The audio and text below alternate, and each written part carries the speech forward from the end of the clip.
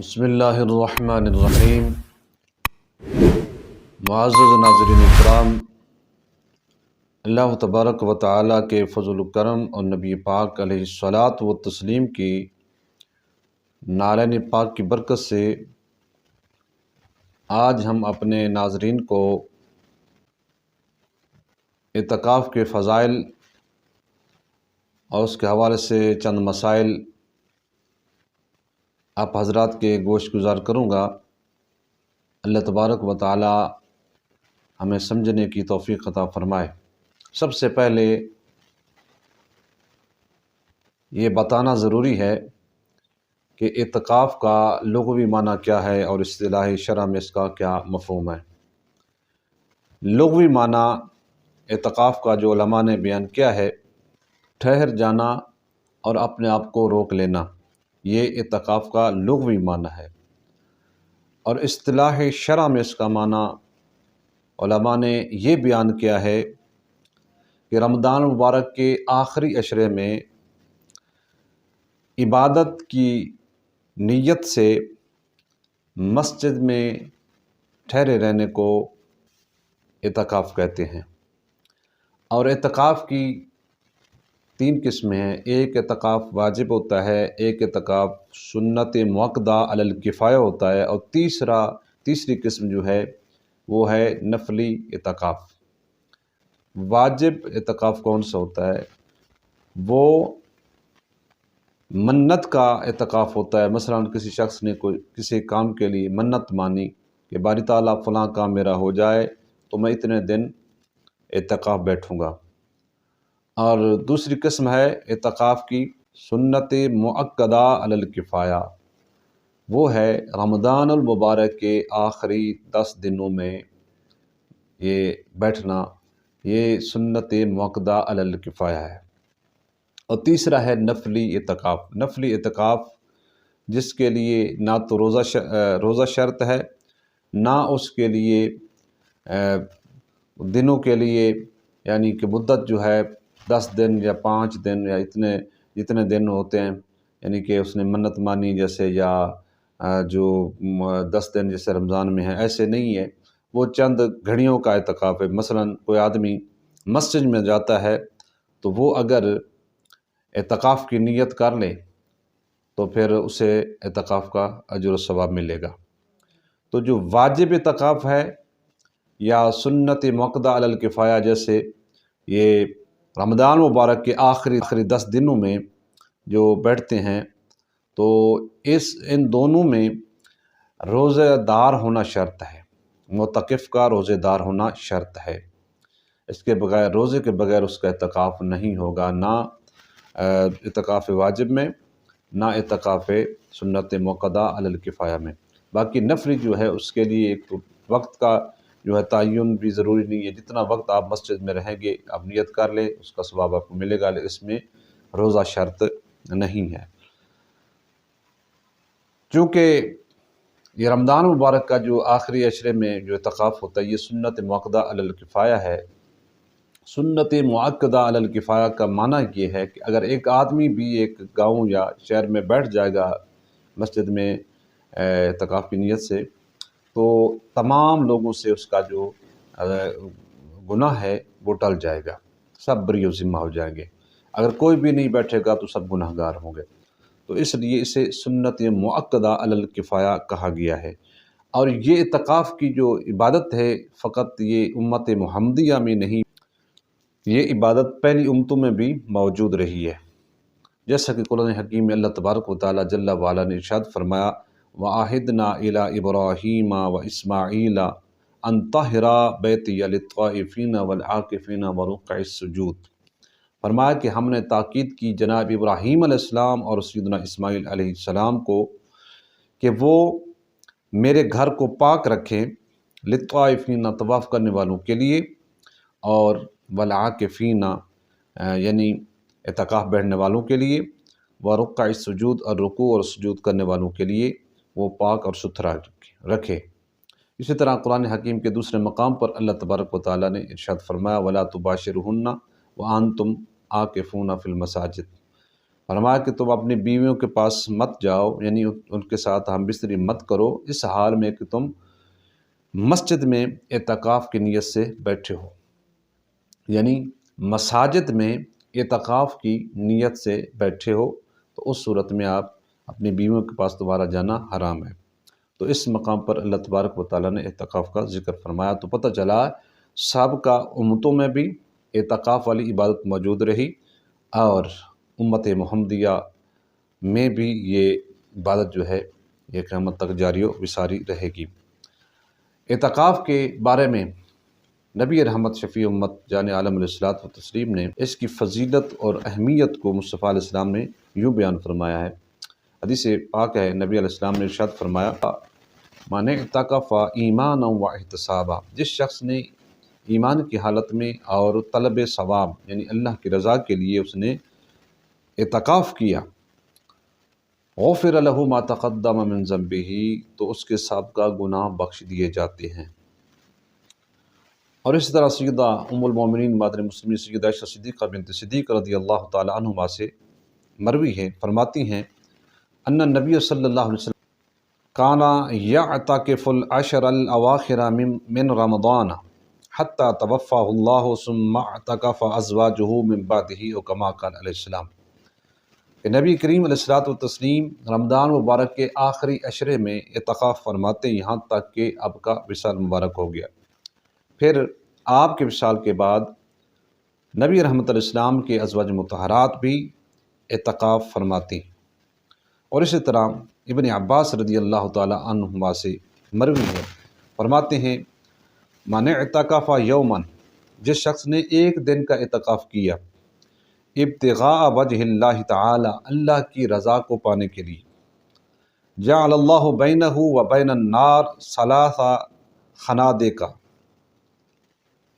فرمایا کہ اللہ تبارک و تعالیٰ بنا دے گا اس کے درمیان اور جہنم کے درمیان 3 خندقیں،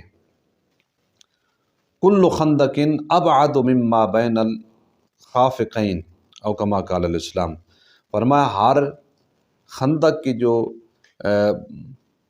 بیان فرمائی گئی ہے، مسافت بیان کی گئی ہے، کتنی مسافت ہے، ہر خندق کے درمیان مسافت کتنی ہے، فرمایا مشرق سے لے کر مغرب تک ہر خندق کے درمیان اتنی یعنی مسافت ہے، دوری ہے۔ تو پتہ چلا جو شخص ایک دن کا رکھے اعتکاف کرے جو شخص، تو اس کے درمیان 3 خندقیں جہنم کے آگے آڑ بنیں گی، 3 خندقوں کا جو ہے وہ درمیان میں مسافت اور دوری ہوگی، اللہ تبارک و تعالیٰ وہ دوری پیدا فرمائے گا، اتنا دور یعنی کہ وہ جہنم سے ہوگا وہ اعتکاف کرنے والا۔ تو 3 خندقیں اندازہ کر لے کتنی دوری ہے کہ وہ شخص جہنم سے دور ہوگا۔ ایک خندق جو ہے اس کی جو مسافت بیان کی گئی ہے، فرمایا وہ مشرق تا مغرب ہے، جہاں سے مشرق شروع ہوتا ہے اور جہاں مغرب ختم ہوتا ہے، اتنی جو ہے نا اس میں ایک خندق کی جو ہے جو مسافت ہے، تو اللہ تبارک و تعالیٰ اسے جہنم سے اتنا دور رکھے گا۔ تو 3 خندقیں اللہ تعالیٰ اسے جہنم سے دور رکھے گا۔ اور اسی طرح ابن عباس نے یہ روایت بھی مصطفیٰ علیہ السلام سے فرمائی، ان رسول اللہ صلی اللہ علیہ وسلم قال فی المعتکف هو یعکف الذنوب، فرمایا کہ اعتکاف کا فائدہ کیا ہے۔ حضور سید عالم صلی اللہ علیہ وسلم نے فرمایا کہ اعتکاف بیٹھنے والا وہ گناہ سے محفوظ رہتا ہے، وَيَجْرِي لَهُ مِنَ الْحَسَنَاتِ كَعَامِلِ الْحَسَنَاتِ كُلِّهَا، تو اس کے نامہ اعمال میں وہ نیکیاں لکھ دی جاتی ہیں جیسا کہ وہ ساریاں نیکیاں کرنے والا ہے۔ حضور علیہ السلام نے فرمایا کہ اس کے نامہ اعمال میں نیکیاں لکھ دی جاتی ہیں جیسا کہ وہ ساریاں نیکی کرنے والا ہے۔ اس کا مطلب مفہوم کیا ہے؟ فرمایا اس کا مفہوم یہ ہے کہ جو شخص اعتکاف پر جب بیٹھتا ہے تو کچھ ایسے جو اعمال ہیں، نیک عمل ہیں، وہ نہیں کر سکتا بظاہر، مثلا کسی کی عیادت کرنا، کسی کے جنازے میں شامل ہونا، کسی کی مدد کرنا، یہ جو نیکیاں ہیں یہ یہاں بیٹھ کر بظاہر تو نہیں کر سکتا، لیکن اعتکاف کے بیٹھنے کی برکت سے ان ساری نیکیوں کا ثواب اسے ملے گا۔ یعنی کسی مریض کے عیادت کا ثواب وہ بھی اسے ملے گا، کسی کے جنازے میں ملنے کا جو ثواب ہے وہ بھی اسے ملے گا، کسی کی مدد جو کی جاتی ہے کسی لحاظ سے بھی کی اس نے، تو اس کا ثواب بھی اس کو ملے گا۔ تو یعنی تمام نیکیوں کا ثواب اسے یہاں اعتکاف پر بیٹھے گا تو اس کا ثواب اسے وہاں ملتا رہے گا۔ اور اسی طرح امام زین العابدین رضی اللہ تعالیٰ عنہ اپنے باپ سیدنا امام حسین رضی اللہ تعالیٰ عنہ سے روایت کرتے ہیں کہ میرے والد گرامی فرماتے ہیں کہ قال جدی صلی اللہ علیہ وسلم، کہ میرے نانا جان نے ارشاد فرمایا، من اعتکف عشرا فی رمضان، جس شخص نے رمضان مبارک کے آخری 10 دنوں میں اعتکاف کیا، کانا کحجتین و عمرتین، تو گویا کہ اس کے نامہ اعمال میں 2 حج اور 2 عمروں کا ثواب لکھ دیا جاتا ہے۔ یہ فضائل ہیں اور برکات ہیں رمضان مبارک کے آخری عشرے میں اعتکاف کرنے پر۔ اللہ تبارک و تعالی ہمیں یہ کثیر البرکات عمل کرنے کی توفیق عطا فرمائے۔ اب رہی بات یہ کہ اعتکاف کسے کرنا چاہیے؟ اعتکاف عاقل بالغ اور مسلمان کو کرنا چاہیے، اور نیت بھی اسے کرنی چاہیے کہ میں اعتکاف اللہ کی رضا کے لیے کر رہا ہوں، اور اسے حدث اکبر یعنی جنابت اور حیض و نفاس سے، یعنی عورت کو حیض و نفاس سے پاک ہونا ضروری ہے، اور مرد کو جنابت وغیرہ اس سے پاک ہونا اس کا ضروری ہے۔ اور پھر مرد کے لیے مسجد میں بیٹھنا، یعنی جامع مسجد ہو جہاں 5 وقت کی جماعت ہو۔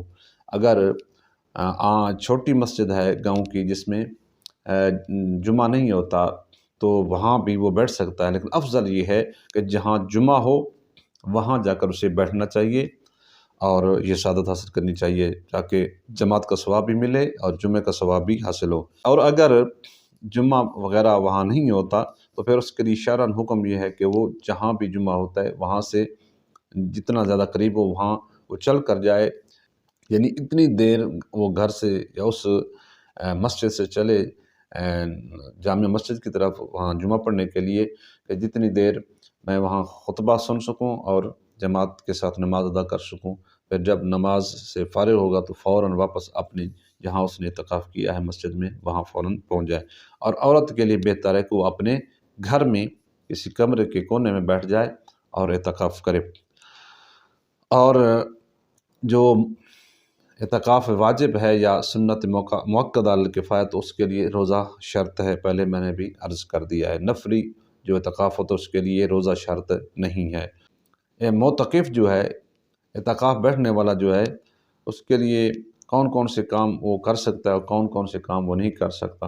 حاجت شرعی اور حاجت طبعی وہ پوری کر سکتا ہے۔ حاجت طبعی کیا ہے؟ یعنی اس نے وضو وغیرہ کرنا ہے، حاجت اسے ہے بول و براز کی، اس نے بیت الخلاء میں جانا ہے، تو یہ حاجت طبعی ہے، تو اس کی ضرورت ہے۔ اور اسی طرح غسل اسے واجب ہو گیا تو اس نے نہانا ہے، تو یہ حاجت طبعی ہے۔ اور حاجت شرعی کیا ہے؟ جیسے میں نے عرض کیا ہے کہ ایک آدمی اگر اس مسجد میں بیٹھا ہے، اعتکاف اس مسجد میں کیا جہاں جمعہ نہیں ہوتا، تو جمعہ کے لیے وہ شخص جامع مسجد کی طرف جاتا ہے تو یہ حاجت شرعی اس کے لیے اسے اجازت ہے۔